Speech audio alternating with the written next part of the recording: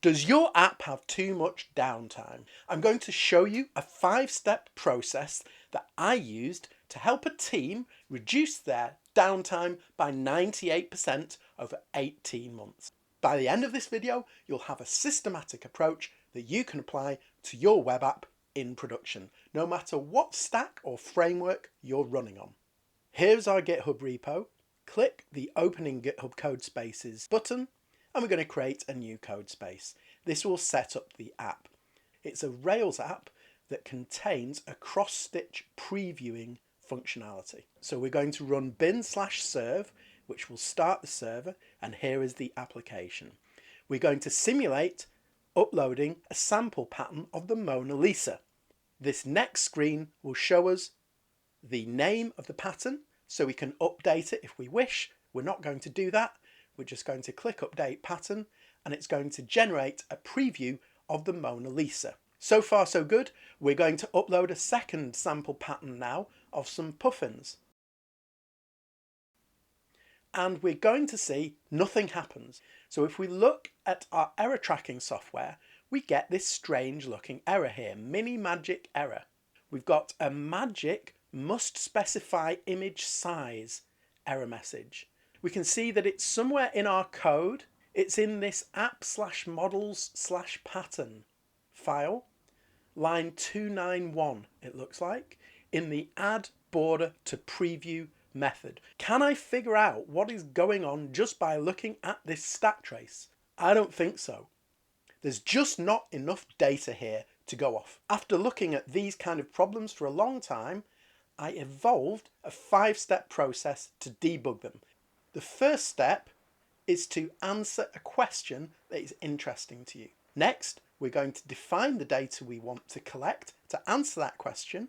We're going to build the instrumentation in code, and then we're going to use that in whatever observability tool we have at our disposal. After that, we're going to reflect on what we've learnt, and we can go back to any of the previous 4 stages from here. I call this the steps to observable software, and it's the cornerstone for everything I do with observability. What question do we want answered? So in order to figure that out, we need to make a guess for why it might be going wrong. I've come up with 3. Something to do with the image format is incorrect. It could be that image magic is installed incorrectly somehow, or it could be the pattern is too small or too big. Next, we're going to rank these by likelihood. I think the most likely explanation is that the pattern is too small or too big, because in the original error message it mentioned size. So now we need to convert that hypothesis or guess into a specific question that we can answer. A good question is one that's closed, that's answerable, as in it's answerable with data, and it's objective. And here's the question I came up with. Do the errors only happen on just one size of image? You can see that it's a yes or no question. In order to define the data to collect, I want to show you the ultimate mindset shift I've made that's helped me better understand my applications. Here we have the user interface of our application on the left hand side, and on the right hand side at the top we have the patterns table. Underneath that we have the errors table. The database is completely empty. We're going to upload the Mona Lisa pattern. A new row is created. The preview right now is blank, it's empty. We click Update Pattern, and this generates the preview for the Mona Lisa. And the binary is populated. What happens for the puffins pattern? We upload the puffins pattern. It creates an entry in the database with the preview blank. The preview never gets written, and we end up with an error in our errors table. But why is this happening? We don't have any extra threads of data to pull on. So I want to show you what happens when we think of this in terms of events. So when we create the Mona Lisa pattern, we're going to record one event for the HTTP request being handled, and we're going to record another event for SQL being executed against the database. We're going to update the pattern, leading to one HTTP request event, another SQL executed.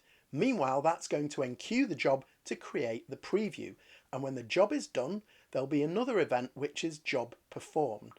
Let's trace it through for puffins, and you can see a very similar thing happens. we get an update and a job is enqueued. In this events view, we get a more complete picture of what has happened in the past. This is vital to understanding our applications better and being able to fix problems much more easily. In the events table, it's just a set of data.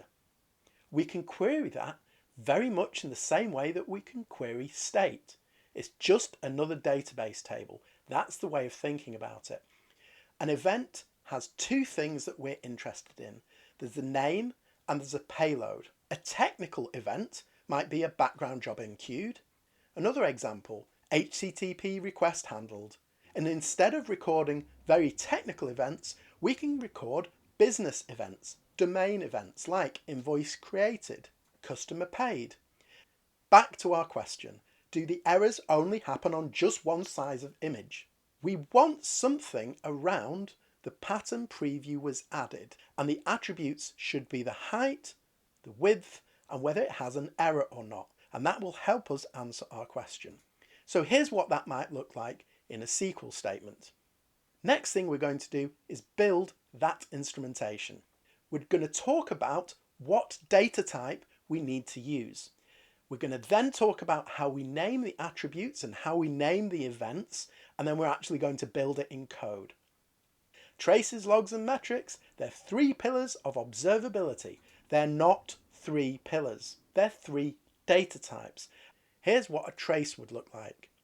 The request was handled, and inside that transaction, some SQL was executed.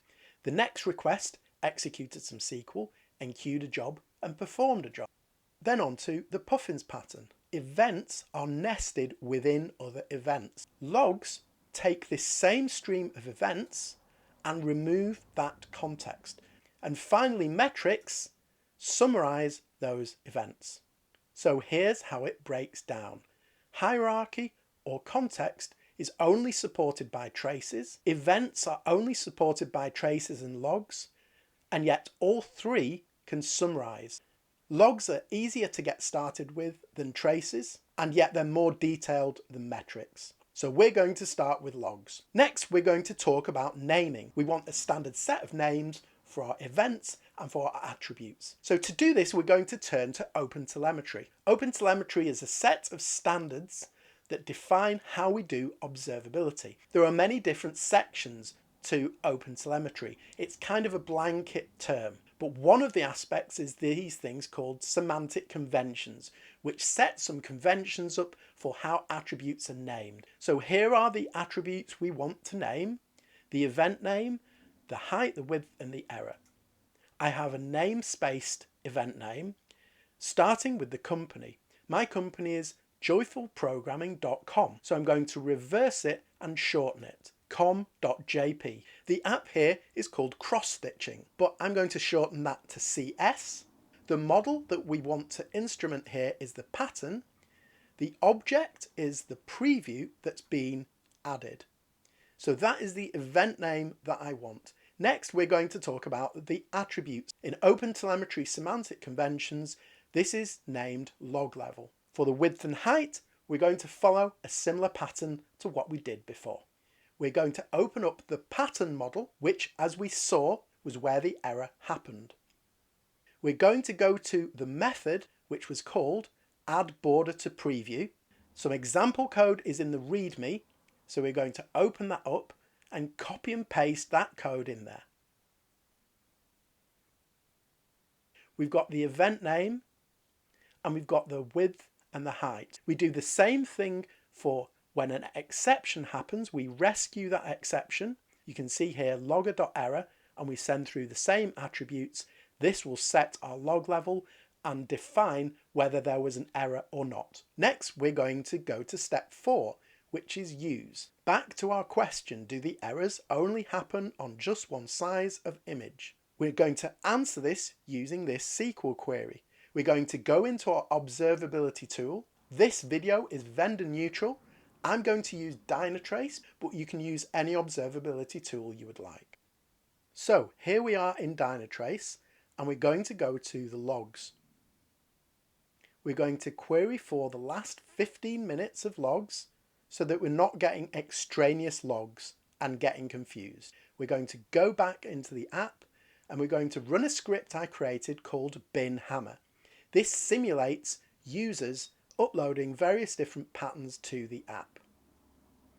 We can see some errors coming through here, and so we're now going to select the attributes we want to see: the event name, the height, and the width. When we've done that, we can add the where section of the query by clicking on the three dots and filtering by the event name. This will only show us logs with that event. I've just realized we need to add in log level. We don't have that. So we're going to reorder the columns a little bit and add log level. We're now in good shape to be able to reflect on our question. Do the errors only happen on one size of image? You can see here there are 3 errors at the top and they all have a different width and height. So the answer to our question is no. However, if you look at this table, you'll see a strange pattern. Every error seems to have a width that is greater than the height. I wonder if we could take a slightly different direction. Could the error be somehow related to orientation? What's the question we now want to answer? Well, we need to create another hypothesis. The guess is that specific orientations, such as landscape, square, or portrait, are causing the errors. So the question we want to answer is, do all errors happen with a specific orientation? Let's define the data we need to collect. We're going to add the orientation. All we need to do is build just enough instrumentation now to add orientation. So we're going to write some code now to collect orientation. We're going to go underneath here. We're going to use the same pattern for the attribute name, and we're going to also add that to when an error happens. Next step is to use our observability tool. Run serve again to restart the server. We're going to run hammer again to simulate the users. Let's select orientation now. We can reorder the columns a little. Let's reflect on what we've seen. The picture here isn't exactly obvious. And what's even worse is, if we had way more logs, it would be even more confusing. So we're going to go back to use, and I'm going to show you a technique for how we can summarize these logs. Imagine you had an orders table in a database that contained data like this, and you wanted to know, hey, what are the unique types of payment method for each country? We can use group by, and here's how it would look in SQL. We're going to group by the country and payment method. We get a really nice compact table answering our question. And here's the table we would like for our problem. So to do that, we're going to take our old SQL and add a group by clause, like so. We're going to group by the log level and the orientation. How do we do this in Dynatrace? Good question. We're going to go to the README, and here's some DQL we're going to copy and paste into Dynatrace to execute the group by. We're going to go to the little 3 dots. We're going to edit the DQL query, paste this in. I just want to talk you through what's going on here briefly. This is everything matching that event name, where the orientation is populated, and then this is the group by section. And we run that query, and bam, here is what we get. Let's reflect on that. We can see here that all errors happen only on landscape. We now have enough information to dig through the code and figure out what is going wrong. So I'm going to search this file for orientation. We know it's somewhere in this add border to preview method, and here's where we're using orientation. That's being accessed on this constant. What is in that constant? Okay, that's a hash. This is a Ruby hash. If you look at the keys in the hash, you'll see there's a portrait and there's a square, but what's missing? No landscape. And I have created a fix inside the repo that we can just apply with git apply. So we do git apply fix.patch, and as you can see here, that will add these extra landscape keys. we're now going to stop the server, restart it, and we're going to try again with our puffins pattern and see if it works this time. We click on puffins, we click on update pattern, and with any luck, hey presto, the defect is fixed. Hurrah! So that was this little short course on how to fix defects using a 5-step repeatable process. This is something that you can go away and implement in your applications starting today. If you would like some coaching or some help for your team implementing these 5 steps, please reach out. There's some links in the description below. And I'll see you later. Bye.